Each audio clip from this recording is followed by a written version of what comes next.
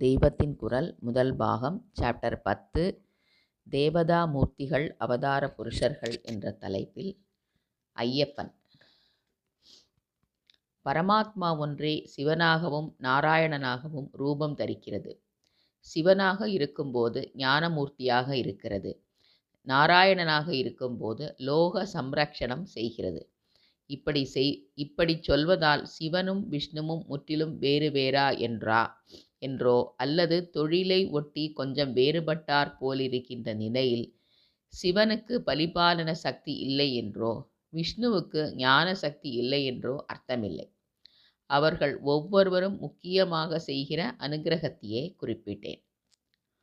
ஆலவிருட்சத்தின் கீழோ பனிமலை உச்சி மீதோ சிவபெருமான் வீற்றிருக்கிறார். உடலெல்லாம் விபூதி பூச்சு. புலித்தோலை இடுப்பில் கட்டி யானை தோலை போர்த்தி இருக்கிறார். தலையிலே ஜடாமுடி. அவரது சொரூபம், அலங்காரம், வாசஸ்தானம் எதை பார்த்தாலும் ஞானிகளுக்கு உரியதாக இருக்கிறது. அவர் கரத்தினாலேயே ஞானமுத்திரை தாங்கி இருக்கிறார். ஆத்ம தியானத்தில் ஆழ்ந்திருக்கிற அவரது சந்நிதி ஒரே சாந்தமாக இருக்கிறது. பரம சத்தியத்தை போதிக்கிற பரமகுரு அவரே. அந்த பரம சத்தியமும் அவரின்றி வேறில்லை. இந்த உபதேசமும் ஞானியின் தொழில். லோக ரக்ஷணம் என்பது ராஜாவின் கடமை. அதனால்தான் நாராயணனே ஸ்ரீ வைகுண்டத்தில் சக்கரவர்த்தி போல் தியானிக்கிறோம். பீதாம்பரம், கௌஸ்துவம், வனமாலை, கிரீட குண்டலங்கள் தரித்து சாக்ஷாத் மகாலட்சுமியை மார்பிலே வைத்து கொண்டு ராஜாதிராஜனாக இருக்கிறார் ஸ்ரீ மகாவிஷ்ணு. ஆச்சார சீலனான ரிஷிகளைப் போல் ஈஸ்வரனுக்கு எப்போது பார்த்தாலும் ஸ்நானம் செய்வதில் பிரியம். அதனால்தான் வடதேசத்தில் ஈஸ்வரன் கோயில்களில் எல்லாம் சிவலிங்கத்தின் மேல் எப்போது பார்த்தாலும் ஜலம் கொட்டி கொண்டிருக்கும்படி தாரா பாத்திரத்தை கட்டி வைத்திருக்கிறார்கள். சக்கரவர்த்தி போன்ற மகாவிஷ்ணுவுக்கோ அலங்காரத்தின் பிரியம் அதிகம். அவருக்கு பட்டும் பொன்னும் புனைந்து மகிழ்கிறோம். அலங்கார பிரியோ விஷ்ணு, அபிஷேக பிரியோ சிவ என்று சொல்வார்கள். ஈஸ்வரனின் அழகு மனத்தை அடக்கச் செய்கிற சாந்த சுபாவம் வாய்ந்தது. ஸ்ரீமத் நாராயணின் சௌந்தரியமோ மனத்தை மோகிக்க செய்து ஆனந்த கூத்தாடச் செய்வது. விஷ்ணுவின் திவ்ய ரூபத்திலிருந்து வைத்த கண்ணை வாங்க முடியாமல் எவரும் சொக்கி கிடக்க வேண்டியதாகிறது. ஸ்ரீராமனாகவும் கிருஷ்ண பரமாத்மாவாகவும் அவதரித்த போதும் இந்த ஜெகன் மோகன சௌந்தரியமும் அவரை விட்டு நீங்காமலே இருந்திருக்கிறது. இப்படிப்பட்டவர் மோகினி என்றே ஓர் உருவம் கொள்ளும்போது எத்தனை அழகாக இருந்து எல்லோர் உள்ளங்களையும் மோகிக்க வைத்து கொள்ளை கொண்டிருப்பார். பரம ஞானியாக தபோமயமாக ஜொலித்து கொண்டிருந்த பரமேஸ்வரனின் மனத்தை கூட மகாவிஷ்ணுவின் மோகினி ரூபம் மயக்கிவிட்டது என்று புராணங்கள் சொல்கின்றன. மோகினியாக வந்த நாராயணனின் காருண்ய லாவண்யமும் பரமேஸ்வரனின் சாந்த ரூபமும் ஒன்று சேர்ந்தவுடன் ஒரு மகா தேஜஸ், ஒரு பெரும் ஜோதி பிறந்தது. இந்த தேஜஸே ஐயப்பனாக உருக்கொண்டது. ஹரிஹர புத்திரன் என்றும் சாஸ்தா என்றும் ஐயனார் என்றும் சொல்வது இந்த ஐயப்பனைத்தான்.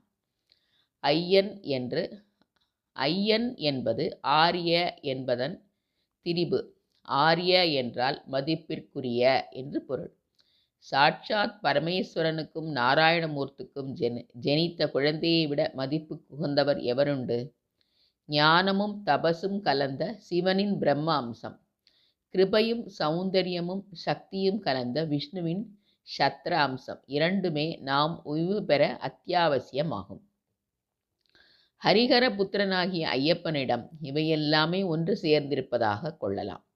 இதனால் தான் போலிருக்கிறது சிவபெருமானின் மற்ற இரு பாலர்களை பிள்ளையார் என்றும் குமரன் என்றும் குழந்தைகளை குறிக்கிற சொல்லால் குறிப்பிட்டாலும் அவரது மூன்றாவது புத்திரனான சாஸ்தாவை மட்டும் மதிப்பிற்குரியவராக, ஆரியராக, ஐயனாராக குறிப்பிடுகிறோம். ஆரிய என்பது ஐயர் என்றாயிற்று. முதலியார், செட்டியார் மாதிரி ஐயனுக்கு மரியாதை பதம் ஐயனார். இதிலே ஒரு வேடிக்கை. பொதுவாக தமிழ்நாட்டில் ஐயர் குருக்கள் பூஜிக்காத கிராம கோயில்களில் உள்ள சுவாமிதான் ஐயனாராக இருக்கிறார். கொஞ்சம் கூட இப்போது பேசப்படுகிற இன வித்தியாசங்கள் முன்னே இல்லை என்பதற்கு இதுவே ஒரு அடையாளம். சபரிமலையில் ஓரிடத்தை ஆரியங்காவு என்று ஆரியனுடைய காடாகவே சொல்கிறார்கள்.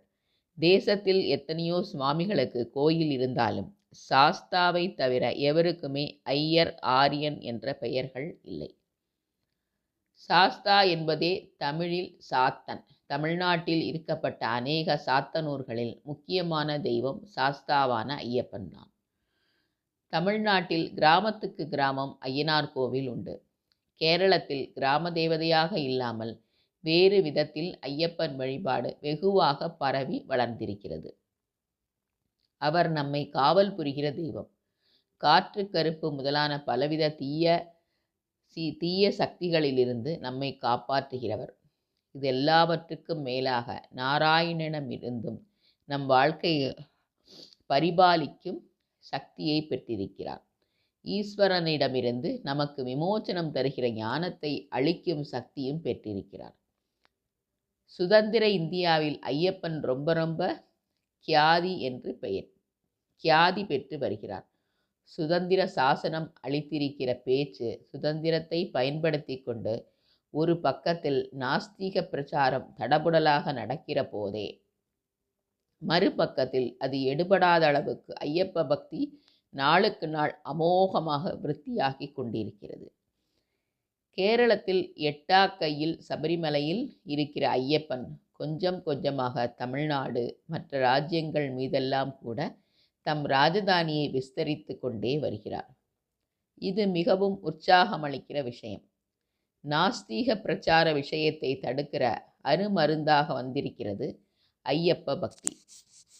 அவரது கிருபையை நாடி அதற்கு பாத்திரர்களாக வாழ்ந்தோமே ஆனால் நாமும் நாடும் உலகமும் சிறப்புற்று விளங்குவது நிச்சயம். பெரியவா சரணம்.